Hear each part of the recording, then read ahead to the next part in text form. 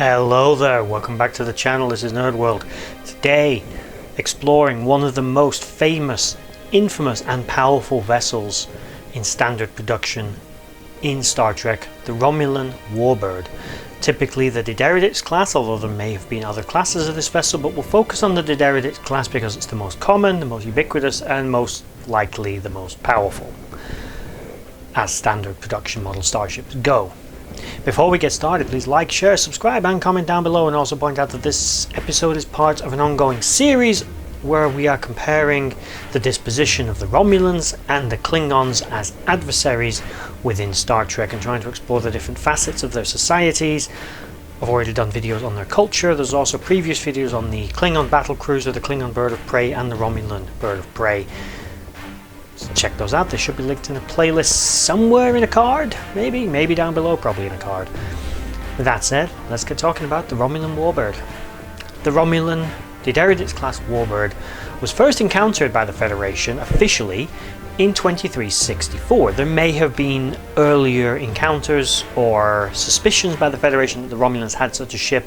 We can imagine that Section 31 was probably keeping a closer eye on the Romulans than maybe the rest of the Federation was doing, but all the same, someone bloody knew about it. But all the way, the encounter on the Romulan neutral zone by the USS Enterprise, NCC 1701D, under the command of Captain Jean-Luc Picard, was the first vessel to make official contact with the Romulans. This warbird would announce its presence to the galaxy and that the Romulans are back after a, I believe, 53-year isolation period where the Empire was becoming very insular. Overall, we don't know much about the actual technical capabilities of these ships, despite how often we see them and how often Starfleet interacts with them. In reality, Romulan technology, although is considered comparable to that of the Federation, is thought to be more advanced subtly across the board in many important areas. And as a result, the Warbird, its exact capabilities are unknown, but the Romulans are known to build ships a bit like Starfleet. They're multi-role space frames. They're not just A to B to C vessels. They are all the way through the alphabet, just like Starfleet. The only difference is their vessels are typically geared towards war, with other features being secondary, whereas it's typically the other way around for Starfleet, with the exceptions of vessels such as the Defiant class, of course. The Warbird, which was encountered by the Enterprise, was the first one, but by no means the last. After this, the Romulans would begin to spread their wings, metaphorically speaking, and somewhat figuratively using this vessel, across the Alpha and Beta quadrants, with their main power base of course being in the Beta quadrant.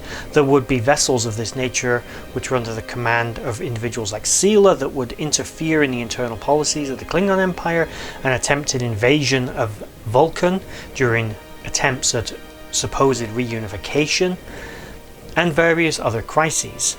The vessels would also be participating in engagements with the Borg, as we see observed by the USS Cerritos when it encounters several Romulan Dideridix class warbirds engaging 6 Borg cubes at some point. In addition to this, more importantly, the vessels would come into their own during the Dominion War. A fleet of at least 5 of these vessels, plus several Cardassian Keldon class ships, totaling a total fleet of 20 travelling under cloak, would enter the Gamma Quadrant in an attempt to wipe out the Changelings. Although this attempt would be unsuccessful and all the vessels would be destroyed by the Dominion, it was catastrophic to the Tal Shiar, who controlled these particular vessels, leaving the military in control of the majority of them. Multiple of these vessels would participate during the Dominion War once the Romulans entered it in the 2370s. By 2374, the Romulans were a heavy and strong participant during the war, dedicating much of these vessels to the war effort, particularly against the Jem'Hadar and the Cardassians. They will be present for both of the battles of Chintaka, pretty much every other major battle in the latter half of the war, including the battle for Cardassia itself.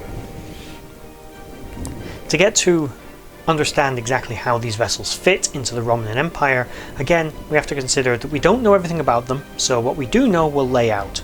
Again, these vessels are not just a warship. A warbird, as it is known by Federation classification, is considered a battle cruiser, but they are generally known as the Dideridix class or D-series warbird. But their exact capabilities are a little vague. Again, They have scientific functions, but exactly what those scientific functions are unclear. So we'll focus on weaponry because we do know more about the vessel's capability in its stock form without any special modifications or advancements. The vessels are armed with disruptors and photon torpedoes. How many torpedoes the vessel carries is unknown, but they certainly have forward and aft launchers, and as standard there are 10 disruptor arrays, including one mounted in the so-called beak or prow of the vessel, which is capable of firing in both beam and pulse form, depending on what kind of target it is engaging. This is considerably more powerful than the other disruptor arrays carried on board the ship. The vessel also carries multiple auxiliary craft, shuttles and scout craft, and potentially can carry fighters. It will carry troops of both Romulan and Reman of nature. The vessel is defended by a thick, strong hull as well as shields, but its primary defensive system would be the Romulan Cloaking device. The Romulan Cloaking device, as they were the main developers of it, is a very advanced piece of technology. Although we have seen the Klingons have made significant advances in that area, the cloaking device utilized by the Romulans is still very advanced and sophisticated. But we learn from the actual Romulans during the war and in the lead up to the Dominion War that actually the vessels are more comfortable traveling about warp 6. Noise was made about this during the attempted invasion of Dominion territory and destruction of the Changelings, that they would only travel at warp 6 to prevent detection, but the reality was the vessel was more secure at warp 6. And the faster it went, the more sort of subspace turbulence the vessel generated and made it easier to detect, especially to the Dominion. Although it turns out that really didn't matter, the ship could be pretty much moving at impulse and the Dominion could still see it. In addition to that, the vessel was also known to have holodecks, replicators and transporter technologies. But again, anything beyond that would probably be mission specific. The vessel does have cargo capacity, and in terms of scale, it is approximately, although a little under this number, twice the size of a Galaxy-class starship, which is 644 meters in length, which puts this vessel 12 to 1300 meters, but depending on sources this number varies, but my guess would be that will be variances within the class variations, sometimes as small as 1000 meters, sometimes as big as 1400 or even larger. But generally the Derridix class was, on average, we will say 1200 meters on average, because it was a little less than twice the size of a Galaxy class. But that number is somewhat up for debate. Other capabilities of the ship, of course, it had warp and impulse drive. Notably, the vessel, if you actually pay attention to it, doesn't have an impulse engine array the same as a Federation ship. How exactly the vessel achieves sublight velocities such as impulse is unknown. Whether it uses its warp drive or whatever is unknown. The vessel's unusual sort of twin hull design is also very distinctive. This is partially due to line of sight concepts. Romulan warp technology is known to be less sophisticated than that used by the Federation. The vessel uses a powerful force quantum singularity to generate energy, but even with all that power, a Warbird is not as fast as a Galaxy-class starship. If it travels as fast as a Galaxy-class, which can reach about 9.6, it will do pretty much irreparable damage to its own engines, which would require it to be dragged back to a space dock for repairs or have on-the-spot critical damage assessment. The vessel can reach warp 9, maybe 9.2 comfortably, but 9.6 puts so much strain on its engines that it will disable them. Additionally, the vessel, as I said, its general hull configuration is weird. Now, the line of sight concept means that the engines have to be visible to each other. Now, the Warbird tucks them in between these two sections, but by having a large negative space in the middle of the ship, it does allow a line of sight. But whether or not this negates any other advantages such as increased internal volume, we don't know. But then again, this is a warship, and warships tend to be more lean. Having that large negative space does allow it to protect things such as shuttle bays and other somewhat critical systems by sandwiching it in the middle of the ship, which makes it harder to hit from most angles. And actually, if you look at the ship, except from above or below, it's actually got quite a narrow profile to try and hit with any kind of weapon. And this ship is no easy target either. It is a phenomenally powerful starship, more than a match for a Galaxy-class starship. Now, with a skilled commander and everything in their favor, a Galaxy-class starship can engage a Romulan Derridix class and be victorious one-on-one, but a lot of things have to be in their favor. In a general static fight with equally competent commanders, no vessel with any particular advantage, straight fight one-on-one, no one gets the surprise, nothing. the Diderotix class wins every time. It takes 2 Galaxy class starships to outmatch the Warbird. One vessel on its own is not a match. This is of course because of the superior Romulan technology, the sheer size of the vessel, and the firepower involved on both sides. A Galaxy class as well is a little bit of a glass cannon and quite frankly is going to get its ass kicked. The Warbird, again, design lineage of the vessel is a little unknown. It is entirely plausible that there were precursor designs that were similar to a Warbird and were intermediaries between older Romulan designs. You can see the general bird motif in the vessel, and the Romulans have also designed the hull of this ship so that the joints between the metal plates actually look like feathering. This is probably structural and aesthetic simultaneously. It means they don't have to just paint a big bird on the hull. This vessel, unlike the old Birds of Prey, instead of painting a silhouette on the hull, they simply made the vessel look more bird-like. It looks like a bird of prey. Now, why the Romulans are so obsessed with birds? Discuss in the comments. It's a little weird. It just seems to be their national animal or something. But the Warbird is an immensely powerful starship with very similar technological capabilities to the Federation. As I said, transporters, replicators, holodecks, all the same base technologies, but the Romulans apply them to a more military stance. It's the same if you're talking about them going up against the Klingons. This vessel has no comparison within the Klingon Empire, with the exception only of the Nekvar class attack cruiser. It's the only vessel that can stand toe to toe with it. The Klingons don't have a match for this vessel. The only advantage the Klingons have is the Romulans, because these vessels are so over-engineered and so large and complicated. The Klingons have the edge in production. The Romulans have the edge in quality. The engineering behind the ship is years ahead of anything the Klingons have, and one-on-one is more than a match for any starship within the Klingon Imperial Defense Force. So yeah, it's a vessel to be reckoned with, seriously. It's not to be taken lightly or to be engage this ship and really you got to think about your position. The vessel, as I said, it can carry it'll obviously carry shuttles, scout craft, and potentially fighters to augment its already phenomenal offensive and defensive capabilities. There are several things about this vessel which are to take note of. The unusual form in which the vessel takes its sublight propulsion, having no main impulse engines that we can see. It's obviously using some alternative force. Its peculiar and very distinctive primary power source using a forced quantum singularity that has all kinds of wacky side effects sometimes.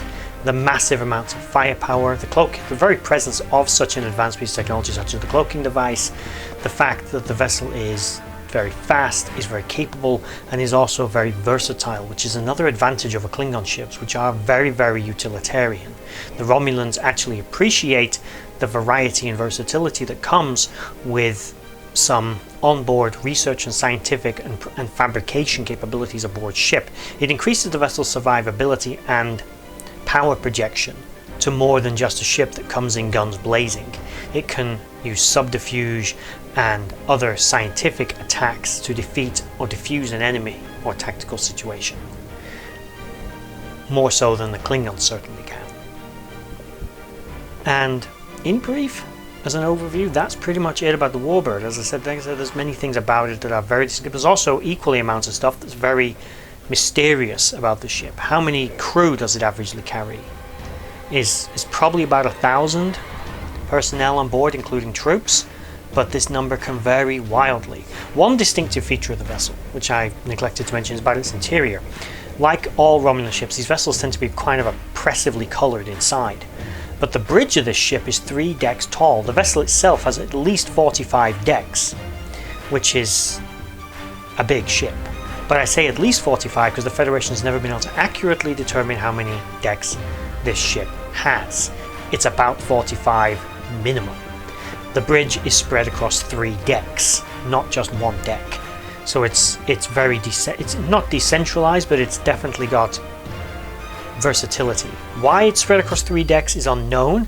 It's possible that they allocate different space for different purposes, maybe a scientific area, a command area, and maybe an auxiliary area or something like that. That's speculation, but it is a distinctive design. As was the original concept art for this ship. If you've ever looked at the original designs, this vessel was originally intended to be a vertical starship, not the traditional horizontal plane. And there are some very interesting designs, and there are precursor designs, but again we can assume that this ship has a design lineage dating back, and there is some fantastic, absolutely fantastic fan art and fan designs of different types of warbirds that are supposedly what existed before this, such as the vessels that they would have used to attack Worf's colony when he was a child, things like that. The vessels the Enterprise C would have been engaging. Now, they may or may not have been Daenerys class, because again we don't know exactly when this ship was commissioned, but as we don't know, can't cover those ships. We don't know exactly when this vessel was commissioned. The first one encountered was in 2364, but that doesn't mean that it was the first and only one of its class in existence at the time. There were probably more, so that means they've been around for a while. Let's say a good 10 years. At least. So the Enterprise C could have been fighting the Daenerys class or some kind of earlier concept design. We simply don't know, because the Federation didn't have any surviving records, because of course the Enterprise C was destroyed and the Klingons didn't have anything surviving that attack either. It was a massacre. So what exactly the Romulans were using before this, we don't know. Where its design lineage comes from is a little vague. It doesn't resemble many previous Romulan designs, but many latter 23rd century vessels, such as the shuttle, scoutcraft and science vessels even, all have a silhouette that's not unlike this magnificent and gloriously powerful starship, which may have been a little over-engineered for its duties, but nonetheless was a phenomenal ship and a mainstay of the Romulan Star Empire from the 2360s at least through the 2370s as well, and it was likely still in service into the early 25th century. So let me know in the comments below what you know about the ship, anything I've missed. And of course I understand that there is variety. Sometimes, for example, these ships have been known to carry phasers. They may also carry quantum torpedoes or other auxiliary weapons. I'm only going with the stock form because, of course, like any navy, the Romulans can modify and adapt individual ships to specific tasks, and once a ship's been modernized to carry quantum torpedoes, you're probably not going to set it back to just carrying photon. So as you would modernize them, the ships would change and alter, and weaponry would vary over the years. It happens in any navy. But in their stock form, this is more or less how they were, but let me know in the comments below. And also, slight apology if I kept repeating information. My camera stopped recording at some point while I was recording this, and I tried to work out what I'd already recorded, and had to start again with some of it. So I may have said some information twice, and I may have ended up neglecting some other bits of information. Hopefully I didn't, but if I did, apologies. I just want to take this moment to thank you for watching that video. If you liked what you saw, please check out my social links in the description box below to Instagram and Twitter and others, and also is down there a link to my Patreon page where you can support this channel and the others as I try to grow this franchise and do this more regularly. If you made it all the way to the end of this video, thank you for watching, and bye bye.